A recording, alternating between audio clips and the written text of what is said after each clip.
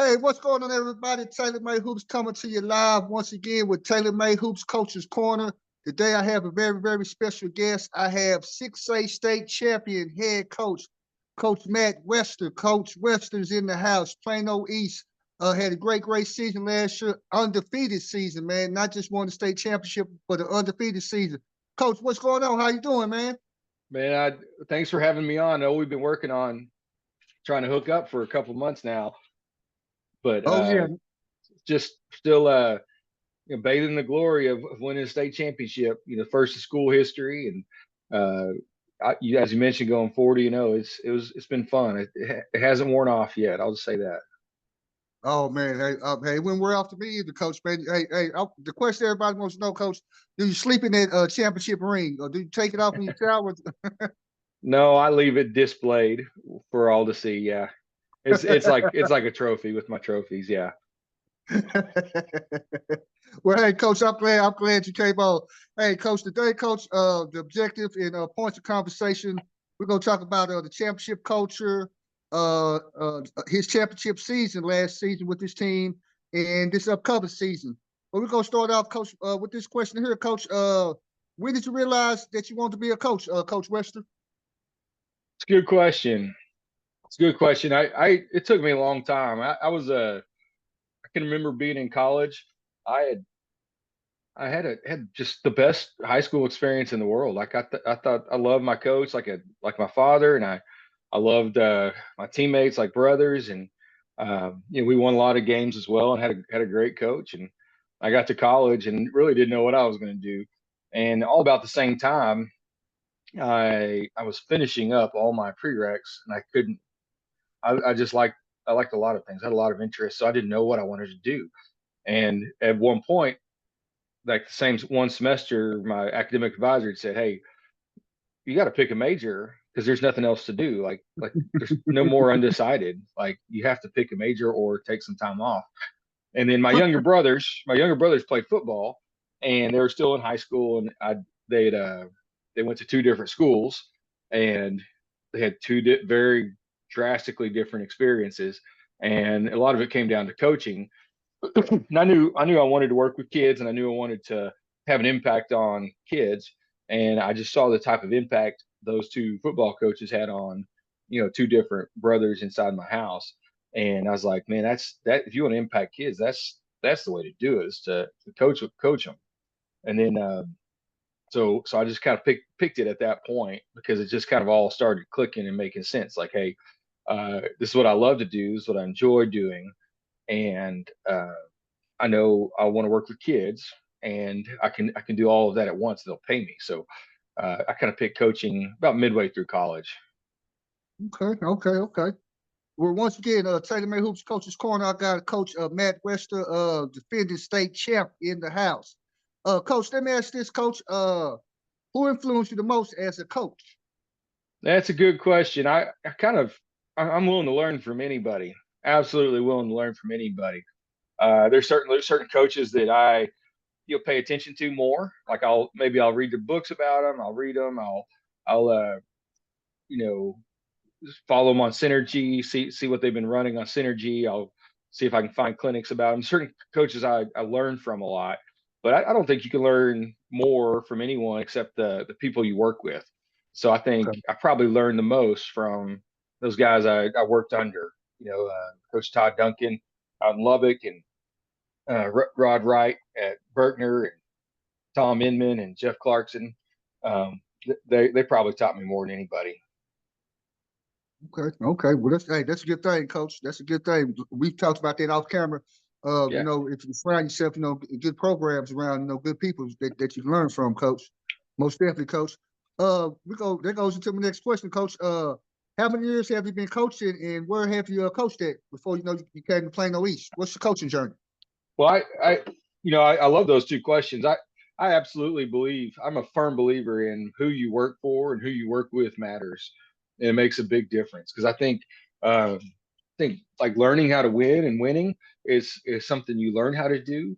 And I've worked with some winners, and I've been around guys that weren't winners, and I think you kind of pick that up and you learn along the way. So um, About the time I was deciding I wanted to start coaching, I went and told my high school coach, "Hey, I'd like to start coaching. I think I want to start coaching. Can I come and watch?"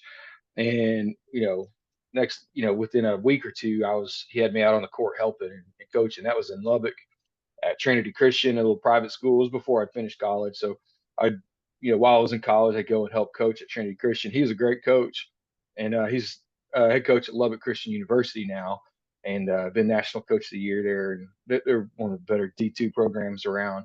Um, so that was, that was an education in of itself, just being on the court and as a volunteer, learning from him. And we moved out here. My wife and I moved out here. Uh, ended up working my first year as a volunteer for Rod Wright at Berkner. Just really at the height of him turning that program around. They ended up going to the Final Four 2 times, and I was with the Berkner that first time as a student teacher in the fall. And then I got hired at Christmas to coach middle school basketball. And then the next year, I was a middle school coach volunteering with Coach Inman at Plano, just coming up after our practices, sitting on the bench on Tuesdays and Fridays, scouting what he needed me to scout, do what he needed me to do on Saturdays. And they had just won a state championship, and they had that year we had John Robertson. He ended up being Player of the Year, Mr. Basketball in Texas. Um, and then that was my last year as middle school, and I was really comfortable. Had a good job there, and Coach Inman reached out to me, said, "Hey, I have someone. There's a job open in Naaman Forest, and I think you need to apply for it." And I was like, "Well, I'm kind of, I like working with you." And he's like, "I think you need to apply for it." And so I went and met with Jeff Clarkson, and it went really well. I could just tell, man, this is the next move for me. So I went to Naaman Forest in, I guess, 2007 for first high school job, be a ninth grade P team coach, and that turned into 11 years with Clarkson. We were not good at basketball when I got there. 5 years later, we were in the Final Four. We had Mm-hmm. two kids went to University of Texas. Prince eBay Mm-hmm. ended up being the Big 12 Player of the Year, or Defensive Player of the Year, and made it to the Final Four, and um, lost to Marcus Smart in the Final Four in the semifinals. And then DeMarcus Holland was a point guard at Texas after that. So we had obviously some great players. And then, so that was 5 years with Clarkson. And then Jeff Clarkson was a alumni of Plano East, and the Plano East job opened at the same time. And so he got to be the head coach at Plano East. He took me with him to be his varsity assistant. And so our first year, we had, I believe, 7 scholarship players, and 5 of them were D1. We had 2 D1 kids that came off the bench, and we were loaded. We went like 31-3 that year. Um, Zach Smith came off the bench, played at Texas Tech. Uh, so I was with Clarkson for 6 years as the assistant, and then whenever he moved over to Prestonwood to be the head coach there, I got to take over. So I've been the head coach at Plano East for 6 years. Okay, Coach. Hey, man, we definitely know some people, some of the same people. Yeah, My guy Tom Inman, man, I call him Crazy Tom. Tom, crazy as heck, but good dude, man. He is a guru when it comes to basketball, man. Tom, oh my God, yeah, he's me got and a Tom he's know. got a lot of Yeah. he's got a lot of nicknames. They're all true. He does. He does. Oh, They're all Tom, true. man. Hey, all true, man. Yes, sir. Hey, once again, TaylorMade Hoops Coach's Corner. I got Coach Matt Wester, head coach at Plano East on. Hey, we just talking a little bit basketball, hanging out, doing what we do on Coach's Corner, man. Hey, Coach, we're gonna move on, Coach. Let me ask this, Coach. We're gonna talk a little bit about culture, Coach.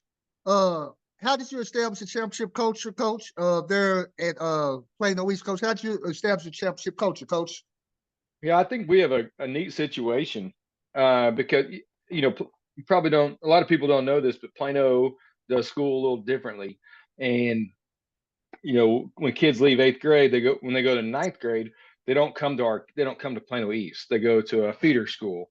And so we Okay. have our feeder schools have 2 grades, ninth and 10th grade, and they're called high schools. And then the senior high has 11th and 12th grade. So we have big schools. My program is split. on the high school level between 3 campuses.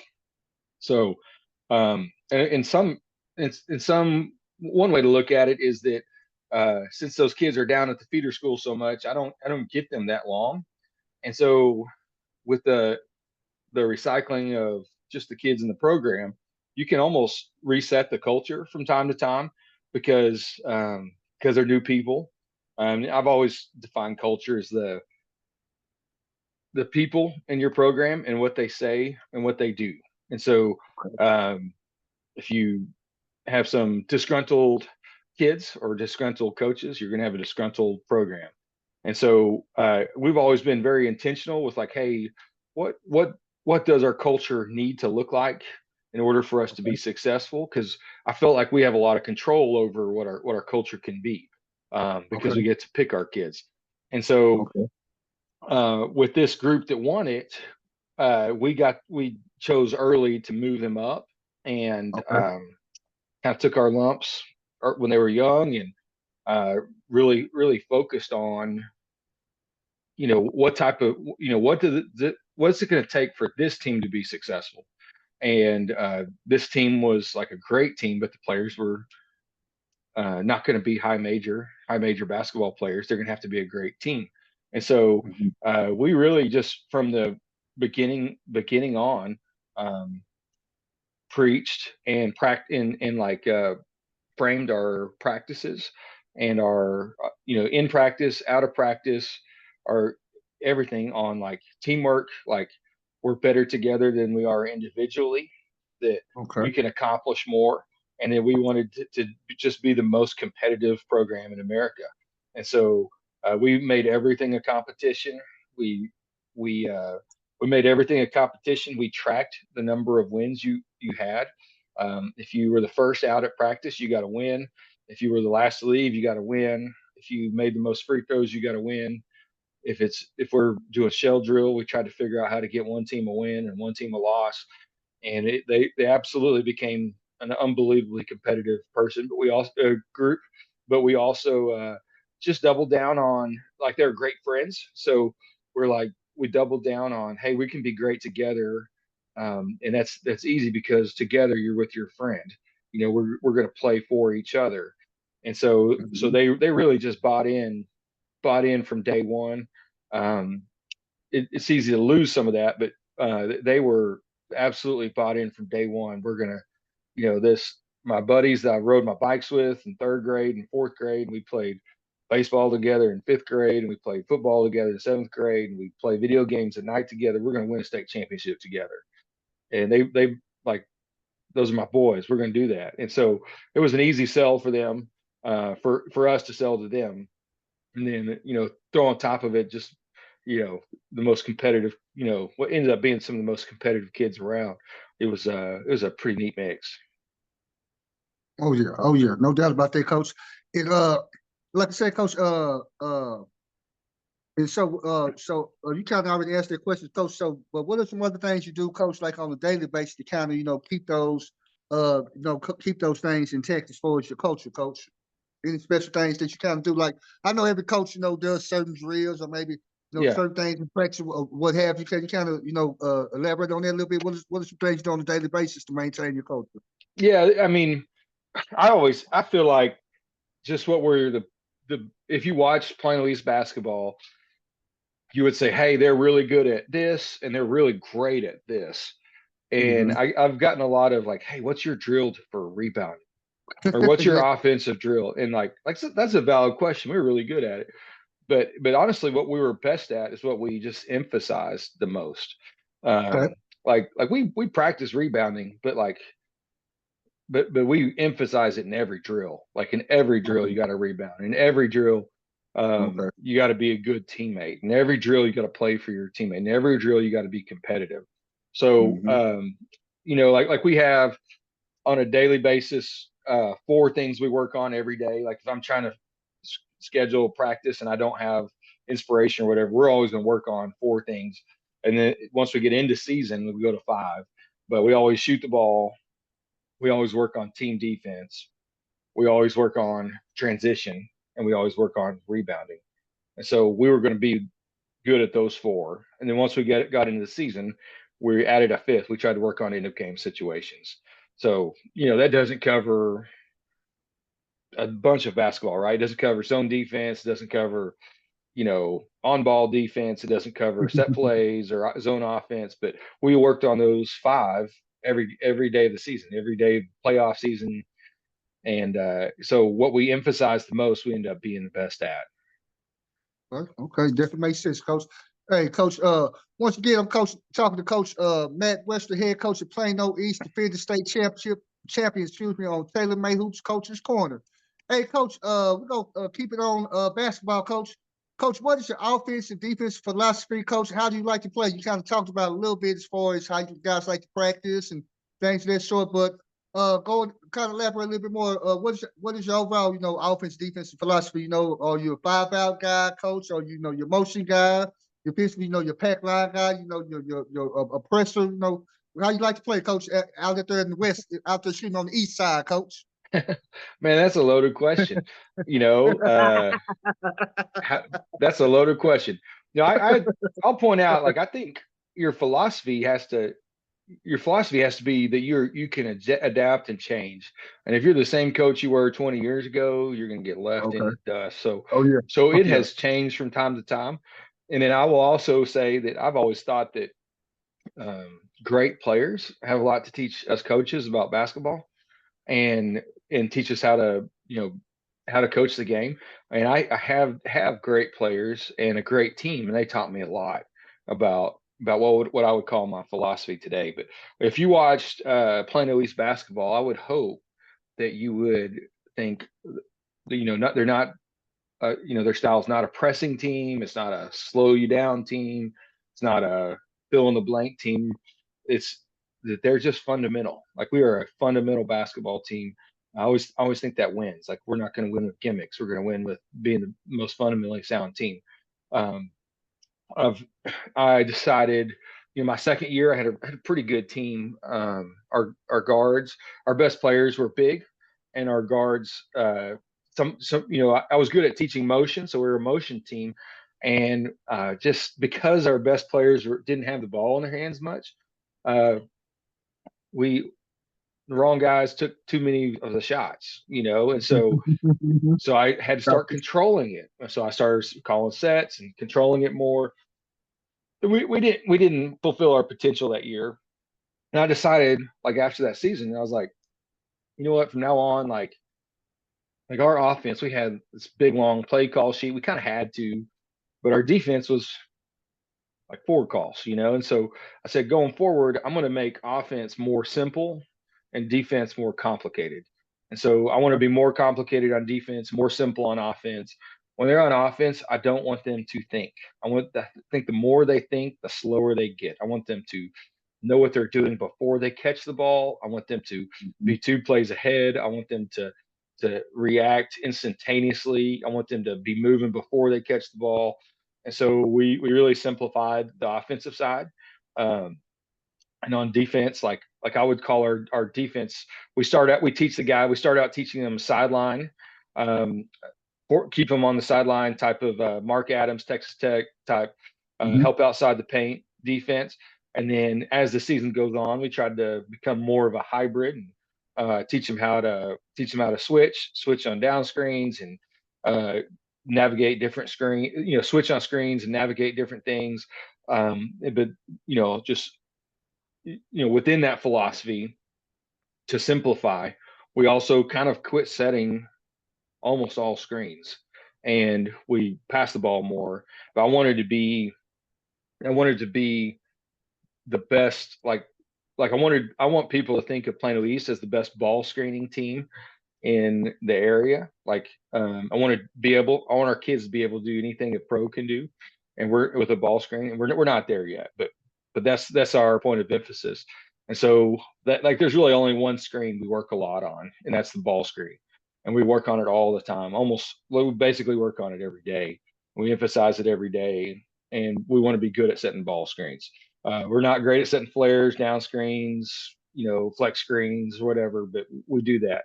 So the ball screen continuity has been really good for us. That's been good for a lot of people, but it's been good for us. And then what really ended up being our heart and soul on offense was been the Jay Wright Villanova offense.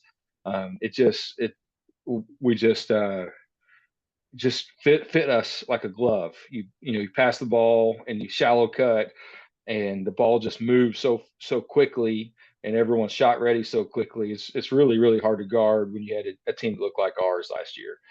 And then we adjust it, right. So DJ Hall, first team All State, Final Four MVP. He's a super skilled post player. Mhm. It looks different from him than when you have the guy that shared time with him the sophomore year was a big athletic energizer bunny. And so we adjusted. When Corey was in the game, we played a little differently, and when DJ was in the game, the ball was in his hand. We weren't necessarily moving after the pass. We were moving when DJ had the ball so that he could find you. How Oh much yeah, more? oh yeah. How much more do you want to know? I'll go on forever. No, Coach, I'm over here, Coach. Hey, I'm looking for my pen right here, Coach. I'm looking for a pen to write some of the stuff down. But no, but honestly, Coach, for the viewers just tuning in, he's not blowing smoke up. You know what? He's honest with what he's saying, how they like to play. If you do watch Plano East play, it is a lot of ball movement, a lot of freedom, but he do gives guys freedom and things like that. And he does adjust. The most important thing, Coach, I think I tell people all the time as a coach, the number one thing you have to have, for you said the coach philosophy, you have to be able to adjust to the style of players that you have. You can't be caught up in a certain type of offense or whatever. You got to adjust your players. Because like I said, hey, you just broke it down. You got two different type of post players with DJ and your Energizer Bunny. So you had to adjust, Coach. So so that says it all right there, Coach. But once again, on TaylorMade Hoops Coach's Corner, I got Coach Matt Wester on, defending state champion from Plano East. Hey, Coach, you talked a little bit about it, Coach. Take us through last year's championship season. What are some of the highs and lows of the season, and how did you and your coaching staff keep the players motivated and focused throughout the season, Coach? Good stuff, man. I could talk about the season forever, but it was just I really need to. I've actually started writing a book just on the season because it's not a very good book at all. It needs a very good editor if anyone's ever going to read it. But the year before we had a good team. So we had 11 seniors last year, but the year before most of them were juniors on the varsity, and we went 31-5, and we lost in the second round of playoffs to Lake Highlands and Moody Coliseum in front of 6,500 people. And Lake Highlands was the best team in Texas, and they beat us by 4 points. And there was a little clock malfunction. We thought we had lost by 2, and then later we did the math, and we lost by 4. And we dug ourselves a big hole. Like we were in this big stage at the beginning, and the bright lights were bright, and they'd been there, and we hadn't. And we were down 19 at halftime, down 20 or 16 at halftime, down 21 in the third, and then came back and lost by 4. And it was sad. We were frustrated. We had maybe the second best season and third best season in school history, and lost by 4. And then Lake Highlands goes on to win state championship. They had the Arlington Martin game, and then the rest of them were more or less blowouts. They're 10 points or more the rest of the way. And we live in Lake Highlands. I took my son to the game, and Coach Duffield and I are friends. He played at Plano East. He lives around the corner from me. And so Oh yeah. we went down to the game, and I was like, God dang, like we're 4 points away from being the best team in Texas. And so really the focus from driving home from the state championship was like, in 11 months, we need to be 4 points better than we are today. We lost a good player, but we're like 11 months, we can be 4 points better than we are today. And we're already pretty good, so we weren't going to be like dramatically better by the end of the summer, but we wanted to get a little bit better every day, and hopefully we can be, on March the 9th, 4 points better than we were, the year before. And so really, that's what we focused on. That's what we worked on. I knew we were going to be pretty good. We went down to the TAB. We played in the TABC showcase at the end of June, and we played really well. And I remember we were playing Brent. We beat Brennan, and we're about 30 something. They were running the clock, on dead balls. And I was like, when it was over, I was like, man, we might be the favorites to win this thing, which is hard to say because like we had no kids with the college, no kids being recruited into college, much less Mm-hmm. Division I or like high major offers, like nothing. It's like none of them were even being recruited. Mm-hmm. But I think we might have that type of team. And so really, I mean, we just had like we just coaches just set like a really high goal and a vision. We said, hey, there's a spot in the rafters, and that's where we're going to hang our state championship banner, like right there. And we told them that from the beginning. We changed the way we break out. We used to say 1, 2, 3 East Side, 4, 5, 6 family. We changed it to 1, 2, 3 East Side, 4, 5, 6 state champs, and we did that from there on. And like it was, we played 40 games. We were better than a lot of teams, and we would have games where we were like, "Hey, you guys can play like garbage tonight. We're gonna win," you know. But like, what's the point? What are we doing this for? There you go, We're, coach. we're trying to get 4 points better by the end of the season. 4 points better by the end of the season. And so, like, we would always put that in front of them. Always try to get better. Okay. Always try to get Okay. better. And then, in any given year, you have like 4, 5, 6 at the least moments where like the season can turn one way or another depending Mm-hmm. on how you Mm-hmm. handle the situation. And we had a whole bunch of those, and um, I was happy about like the way they were handled. But it's playing basketball is hard. It's hard on the parent. It's hard on the parents. The kid that takes the free throw to win the game is hard on him. Hard on the kid that gets pulled out as soon as he makes a mistake. It's hard on the kid that doesn't get an opportunity to play. And so you just have to have a lot of you have to have the awareness of the situation, be able to read the room, and know like what does your team need from you right now. And so there was a lot of opportunities like that, but we tried to see every moment as like hey like what does this moment mean for us, and what like we had a discipline moment. And I was like, well, this when we look back, this is going to be when we're going to win this thing, and we're going to look back at this point and say, if coach hadn't disciplined us, we wouldn't be as good as we were supposed to be. And so there's just a whole bunch of moments like that, and then along the road, I learned from the experience of Moody Coliseum. Like you can't replicate Moody Coliseum with 6,500 people at a high school game. And so we did the best we could to like talk to them, like about hey, this is what's about to happen. And so I can remember even when we were going down to San Antonio, being like, guys, y'all are about to play in a football stadium with 60,000 seats, and there's a giant curtain. And we were showing pictures of what it looks like. And I told them, hey, the bus is going to take you down, and they're going to let you out underneath the stadium, and you're going to walk out on a big red carpet, and you're going to see yourself on on these big jumbotrons. And like they have no frame of reference for this, right? And so Mm-hmm. they had no frame of reference for Moody the year before, and it got us. Like Lake Highlands kind of been there, they'd done that, we hadn't, Oh, and yeah. it showed. And so we tried, even though we hadn't been there and done that at San Antonio and Alamo Dome, we showed them the Alamo Dome. We talked about the Alamo Dome. We talked about the visuals of like, hey, there's going to be 8,000 people there, but it's not going to feel like it. And you're going to be able to see yourself on the TV. And when you shoot from this wing, you'll see the screen over there. And they'll put these little microphones on the rim. And when you hit the rim, it's going to sound real loud and like an echo. And like we just did the best we could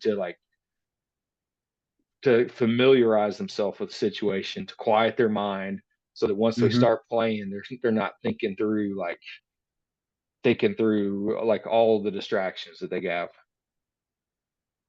Oh no, coach, you brought up some very, very good points, coach. Like you say, people don't understand that coaching, man. Hey, when you're dealing with people, coach, is not because we're in the people business, coach. It's not about X and O's, coach.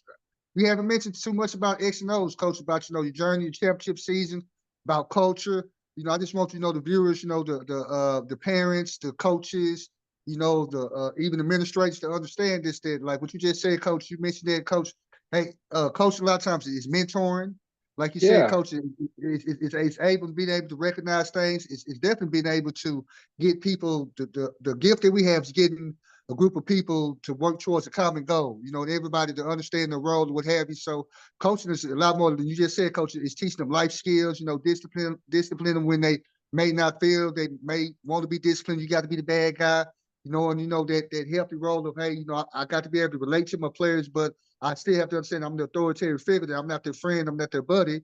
You know, so man, people don't realize that. Coach, you brought up a good point. In the last good point you brought up, coach, you brought up the visual part where you learn that sometimes people have to see the visual to be able to understand certain situations. Even though, like you say, they have been in that situation, y'all did your best to replicate that. You know, the hey, this is what's gonna happen. You know, let me show you maybe some films or what have. And I heard old coaches, you know, say that they've been to state championships before. They say they would talk, you know, to coaches, and sometimes they would get like if they recorded, you know, like the journey. Sometimes, you know, you may get your people, may you know, a recorder, whatever, where they would get that film from the opposing team or a friend, like you may have, you know, got some things with Coach Duffield to see, you know, like, hey man, I just want to kind of experience, you know, how they win and what have you. So, like you say, that's the great thing about coaching, man. At the end of the day, coach, I'm glad you said that because Coach Duffield is my guy, man. That's really is my guy. And how, like you said, coach, even though you can compete against each other, that it really is a coaching fraternity, coach, that we all want the best for each other. We all share film and, you know, and share ideas, coach, at the end of the day, coach, unless we're playing each other. Unless we're playing each No, other. you know, so when we went down with Naaman Forest in 2007, or yeah, 2007, we learned some lessons. You know, like you can't. It's not like going to a game.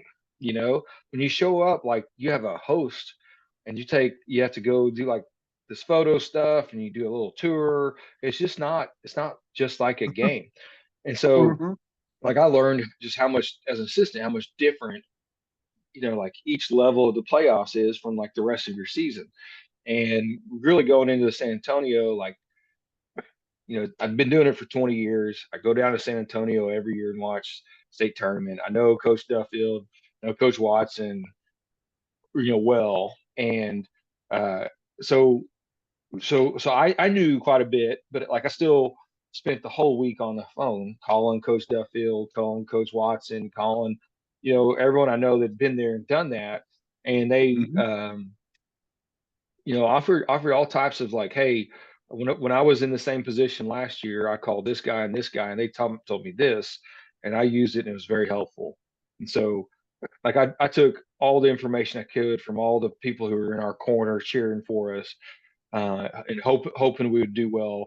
And I don't regret any of it. Like, I learned more from those guys about winning a championship than I would have ever learned watching a video.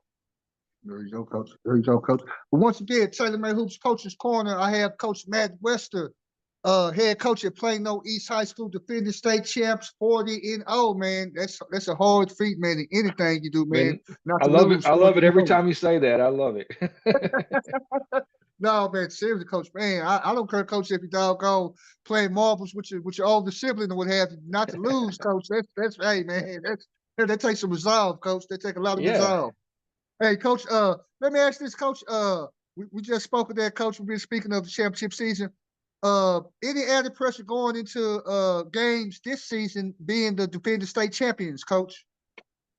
I don't think there's added pressure. No. I mean, I know we spent a year with a giant target on our back, and I imagine we'll have another year with a giant target on our back. But you know, you know, nobody's going to put more pressure on us than myself, and it's never been any different. But you know, we won the first state championship in school history.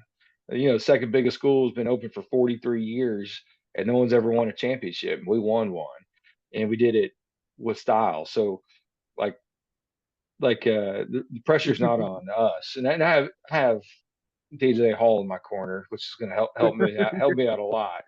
But Oh yeah. no, I don't think there's any more. I think I'll put my same type of pressure on myself I always have. And I think just like last year, I think everyone's going to say, hey, we get a chance to knock off. You know, last year they were saying, hey, we get a chance to knock off one of the three best teams in Texas. And this year they're going to say, hey, we get a chance to knock off the defending state champions. So I think we'll get everyone's best shot every night. I think we're circled on a lot of schedules. And so maybe more pressure than there will be next year, but not from not for me. I always put a lot of pressure on myself. Oh yeah, coach. And it goes back to coach, like you said, those expectations, your culture that you have, coach. When you have a culture of winning and the expectations, like you say, coach, is to win the state championship, coach. Then hey, like you say, it's no big thing. You're going to do your business like you always do, coach. No doubt about that. Hey, coach. Speaking of that, coach. We're gonna talk about this upcoming season, coach. What are your expectations for this year's team, coach, and who are some tailor-made picks, coach? Man, I like talking about these guys. So I think we have it's hard for a coach because in the fall you typically like all of us coaches we all think like, man, I'm never going to be able to win a game. We're terrible. Yeah, Like all you do seriously. is like see like Mhm. your team and what you need to work on, what you need to get better at, and you think, oh man, we're never going to win a game. And then once you start playing other people, you're like, oh, they got the same problems we do, you know? And so that's kind of where we are. But I know going into the season, I probably have 5 to 10 best players in Texas. You know, one of the best players in school history in my corner. So DJ Hall, 6'6", uh, whatever you want to call him, probably forward, wing to forward, one of the most skilled players in Texas. So Mhm. most people can't say that. And obviously, we graduated 11 seniors. Of the rotation was 9 deep, and 8 of them graduated. So we're going to play 2 more kids with a lot of talent that didn't get on the court much last year. Is on Kazi and Mustafa Abu Anil, and they're going to play a lot. One 6'4" can absolutely score it.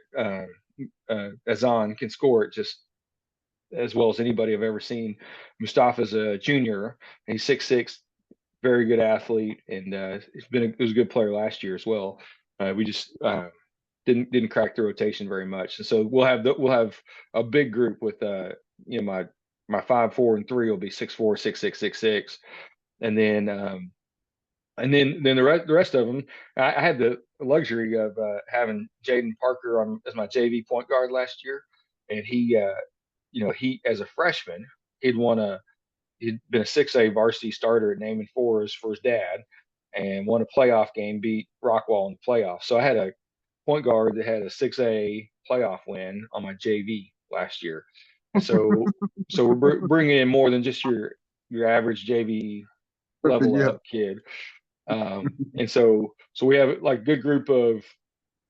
I've always said I think we usually have like I would say 3 kids that are or 1 to 3 kids that are absolutely varsity players, but they're end up playing a JV year, but they're like varsity good. We just keep them down there to develop. And so we had 2 or 3 guards like that last year. We have a young group. We have 4. Last year we had 5 freshmen. No, we had 6 freshmen on JV, and the JV won 21 games in a row. So yeah, so we have a young, talented group. Although my point guard the last 4 years was Isaiah Brewington. He's finished with 105 wins. Him and John Tran are the 2 most winningest players in school history. And Isaiah graduated with 105 wins in a state championship and all region, 3 all district picks. And then his little brother will be a freshman on varsity this year. So I'll have 8 straight years of Brewingtons on our varsity. And so he's be a real good freshman uh, varsity player. Coach, man, good Lord, Coach. Hey, it sounds like you have a great problem. But the thing I'm gonna go back to, Coach, that seriously what you said, Coach, that you do a good job of, Coach, and you admitted to having this luxury of having a great feeder program where you can get the chance to develop players and bring in the players you want into your program. And like you say, have a great luxury of every year having 2 or 3 players that are on JV, that are varsity level players. But since, like you say, Coach, I know how your coach that you're very loyal to the guys that's in your program, what have you, a little old school. A lot of programs aren't, but you're a little old school that, if guys been in the program, they're working hard, what have you, you're going to give them a chance, to play, what have you. But Coach, man, sounds like, Coach, that, hey, everybody needs to look out for Plano East once again, man. Coach, looks like doesn't look like y'all gonna fall off. Once again, man, you got hey man, I'm gonna tell folks this before we go, man.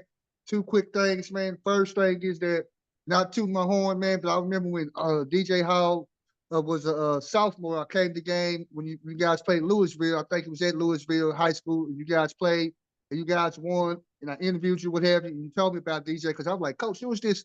Who is this kid here? Because I remember you had the guard. You had the guard that was real good. I forgot the kid's name, but he was real good. And so I was talking about him. Then I said, when you sophomore, I was talking about him. And he had just came off, I think you said, Coach, off a knee injury or some type of injury. And you told me, say, well, Coach, you know, he didn't really practice in the spring. But you told me, say, Coach, he's gonna be pretty good. He's gonna be pretty good. So I'll tell everybody, man, that we go back that far. But also, you probably don't remember this, Coach.